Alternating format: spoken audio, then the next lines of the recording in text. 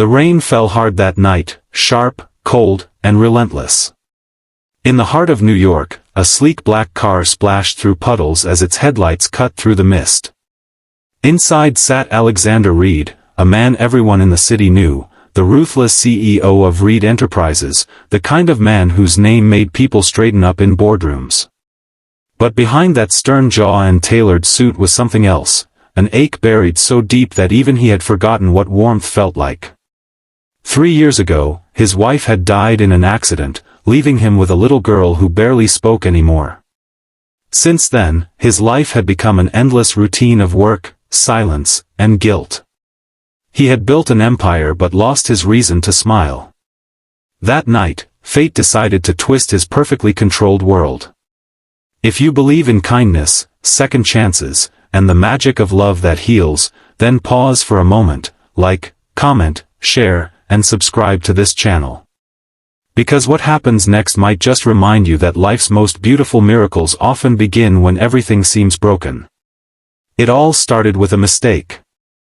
The nanny he hired never showed up. Instead, a young woman named Clara Evans appeared at his mansion's massive iron gates, soaked from the rain and shivering in an oversized coat. She wasn't supposed to be there. In fact, she wasn't even on the list. The agency had sent her by accident after a scheduling mix-up. She wasn't the experienced, highly certified caretaker he had requested. She was just someone trying to survive. Clara had grown up in foster care, had no fancy degrees, and no family to call her own. After losing her last job at a small daycare due to budget cuts, she was desperate for work. When she received the mistaken message from the agency, she didn't correct it. She packed her bag, took the subway across the city, and showed up at the mansion anyway, terrified, but hopeful. She didn't expect the door to open to the cold, unreadable gaze of Alexander Reed himself. From the first moment he saw her, something felt strange. She looked completely out of place in his perfect world of glass and steel. Her hair clung to her cheeks, her hands trembled as she tried to smile, and yet, there was something disarmingly warm in her eyes. Still, his tone was curt, his words sharp. He didn't have time for mistakes. But when his 6-year-old daughter, Lily, peeked out from behind the staircase, clutching her worn-out teddy bear, Clara knelt down without hesitation and whispered something that made the child laugh, a sound Alexander hadn't heard in months. That one laugh changed everything. Against his better judgment, he let her stay. The days that followed were awkward, quiet, and uncertain. Alexander buried himself in work as usual, while Clara tried to bring life back into the house. The mansion, once silent as a tomb, slowly began to breathe again. Clara painted with Lily in the garden, sang softly while preparing breakfast, and read stories late into the night until the little girl finally started to sleep peacefully. She treated Lily not as a duty, but as someone she genuinely loved. And Alexander began to notice. It started small, how she'd hum while setting the table, how she'd smile even after a long day, how she always spoke with kindness no matter how he snapped or ignored her. She was unlike anyone he'd met in his world of ambition and cold efficiency. One morning, he watched from his office window as she and Lily chased Bubbles in the yard. For the first time in years, he felt something loosen in his chest. The sight of his daughter laughing freely again brought tears he hadn't allowed himself to shed. Clara's presence began to change him. He started leaving work earlier, joining them for dinner, and listening when Lily spoke. The walls of his heart, built from years of pain and guilt, slowly began to crack. He didn't realize it yet, but he was falling for her, softly, helplessly, completely. But love, as always, comes with storms. One afternoon, Alexander's business rival attended a charity event where Clara was helping out. Someone recognized her from her past, an old acquaintance who blurted out the truth. Clara wasn't a certified nanny. She wasn't even supposed to be working under the agency's name. By the next morning, tabloids were already whispering, "CEO employs fake nanny." The scandal threatened his reputation. His board demanded answers. When he confronted her, Clara's eyes filled with tears she tried to hold back. She admitted everything, the mistake, the desperation, the fear of losing the only chance she had to turn her life around. "I just wanted to help her," she said softly. "And maybe help myself remember what family feels like." For a long moment, Alexander said nothing.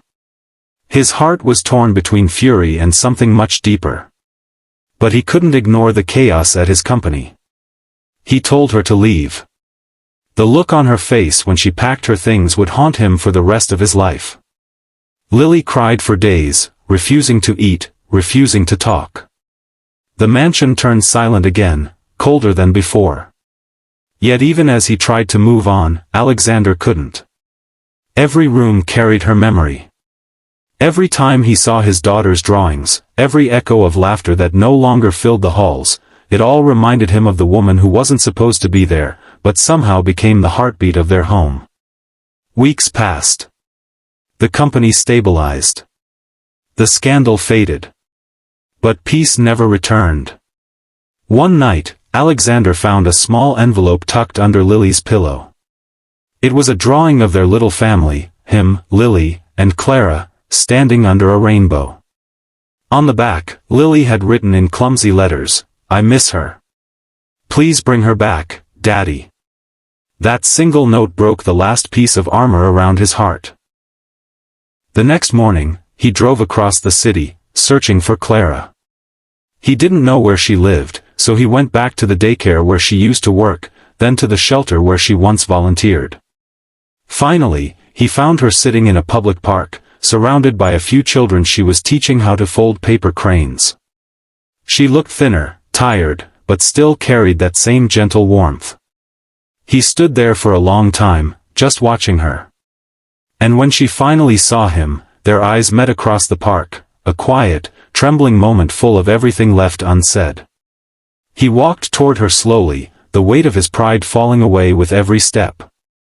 He didn't make any grand speeches. He simply told her the truth, that he had been wrong, that she had changed his daughter's life, and his own. That sometimes, mistakes lead us exactly where we need to be. Tears fell freely as Clara listened. When he asked her to come back, not as an employee, but as part of their family, she didn't know what to say. But when Lily ran into her arms a week later, laughing and crying at the same time, Clara realized she already had her answer. From then on, the mansion no longer felt like a monument of sorrow. It became a home. Alexander learned to smile again, to cook, to dance in the living room with his daughter and the woman who had unknowingly healed them both. He began supporting charities for single mothers and foster children, inspired by Clara's compassion. She continued to work, not as a nanny now, but as the director of a children's foundation they started together, a symbol of how love can rebuild even the most broken lives. Years later, when people spoke of Alexander Reed, they no longer called him the ruthless CEO. They called him the man who changed because of a nanny who wasn't supposed to be there. Because sometimes, the people who enter our lives by accident are sent by destiny to fix what we cannot. If this story touched your heart, please like, share, and subscribe to the channel. Your support helps us spread stories of love, faith, and second chances that can heal hearts around the world. Speech balloon before you go, tell us in the comments. Do you believe that some people are meant to find each other, no matter how or where they meet? As the rain once again began to fall outside their window, Alexander pulled Clara and Lily close, whispering a silent thank you to fate, for bringing into his life the one woman who was never supposed to be there, but was always meant to stay.